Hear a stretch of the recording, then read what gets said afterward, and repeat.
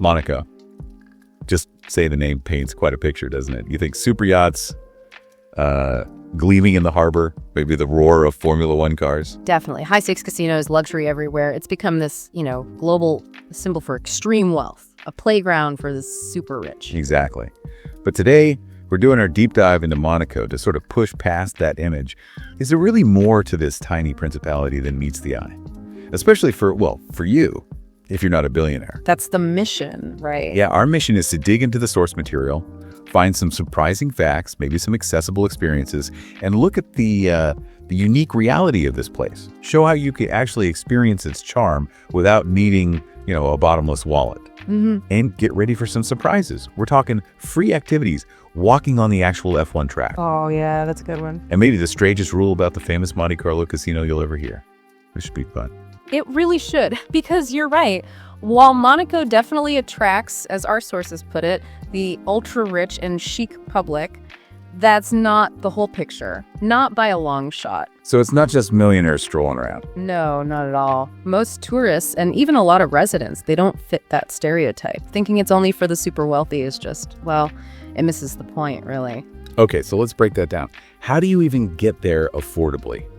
And get around? You'd assume it's crazy expensive. Well, that's one of the first surprises. The sources show it can be quite reasonable if you're coming from Nice, for example, which is quite close. Right, just down the coast. Exactly. The bus, like the Line 100 or the train, they're super efficient and only cost a few euros. How long is the train, like 20 minutes? Yeah, about 20 minutes, maybe 4 euros round trip. Very manageable. And then once you're in Monaco, getting around is also pretty smart. Okay, how so? Well, first off, the city center is tiny, really compact, so you can walk to a lot of the main sites easily. Right, you don't necessarily need transport for everything. Not at all. But if you do, the public transport is great and cheap. There are local buses, I think 5 routes. They run pretty often. And the tickets? Just a couple of euros for a single ride. Or you can get a day pass for like $5.50. Pretty good value. And kids under 5 are free. I saw that too. That's right. But the really clever thing, I think, is the free public elevators and escalators. Ah, yes. Connecting the different levels of the city. Exactly. Monaco's built on steep terrain, so these lifts are everywhere, linking streets. It's brilliant urban planning, totally free to use. That's fantastic. And I read about free driverless electric buses too. In the old town. Yeah, in Monacoville. Little minibuses. It feels quite futuristic, actually. A free shuttle in one of the world's glitziest places. Kind of turns that private driver image on its head, doesn't it? It really does. So, okay, getting there and around is doable. What about doing things? Can you actually enjoy Monaco without constantly reaching for your wallet? Absolutely. That's maybe the biggest takeaway. So many of Monaco's best experiences don't cost a thing. Like what? Give us some examples. Well, first, just the natural beauty. It's stunning. You've got the sea, the city crammed in, and then mountains rising up behind it. Quite dramatic.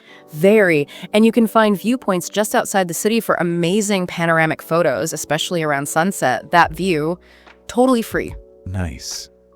What else? I saw something about Japanese gardens. That sounds unexpected. It really is. Right near the casino and the sea, there's this beautiful, serene Japanese garden. Waterfalls, bridges, koi ponds. And it's free to enter? Completely free. It's this little oasis of calm right in the middle of all the glitz. A real hidden gem. Okay, that's cool. What about the glitz itself? Can you experience that without paying? You absolutely can. Think of it as free entertainment. Head to the Casino Square, Casino Monte Carlo. Right. The cars park out front. It's like a constantly changing supercar show. Rolls Royces, Ferraris, Bugattis. They're just there. So you can just wander up and take pictures. Yep. People watch the impeccably dressed people going in and out. It's a free exhibition of incredible wealth and style. An exhibition where the exhibits drive off. I like that. Exactly. And then there's the harbor, Port Hercule. Just walking along the quay is fascinating. Looking at the yachts. Yeah. You see everything from like slightly dilapidated fishing boats right up to these absolutely enormous, mind-blowing super yachts. You can just stroll, admire them, maybe invent stories about who owns them. It's hours of free fun, really. Okay, so nature, gardens, car spotting, yacht gazing. What about something more iconic? Well, for racing fans or even just movie fans, walking the Formula One circuit, the Circuit de Monaco. You can actually walk on the track. You can, because most of the year it's just public roads. So you can walk the famous corners, the tunnel, where legends race. You might recognize it from James Bond or Iron Man 2. That's incredible, tracing the path of racing history on foot. That's a pretty unique thrill. And then there's Monacoville, the old town, up on the rock. The historic part. Yeah, the oldest part, dating back to the 13th century. It's where the prince's palace is. Prince Albert II lives there. It's got these charming, narrow, winding streets. Lots of atmosphere. Tons of souvenir shops, little restaurants. And here's a fascinating detail from the sources. Only native Monegasques are allowed to buy apartments there. Really? Wow. Yeah, it shows how they try to preserve their heritage. While you're up there, you can also see the Oceanographic Museum. Jacques Cousteau ran it for decades. Right, the famous ocean explorer. So history, charm, and a bit of exclusivity in the old town. Exactly. That rule about apartments really makes you think about how small places protect their identity, doesn't it? It does. Okay, let's talk about the icon of icons, the Monte Carlo Casino. It's more than just gambling, right? Oh, much more. It's history. It basically saved Monaco. Opened in 1863 by Prince Charles III because the principality was facing bankruptcy. Seriously, the casino saved the country. Literally. And because it was so successful, they were able to abolish income tax for Monaco citizens, a policy that's still in place today. That's unbelievable. Funded by roulette. Pretty much. And architecturally, it's stunning.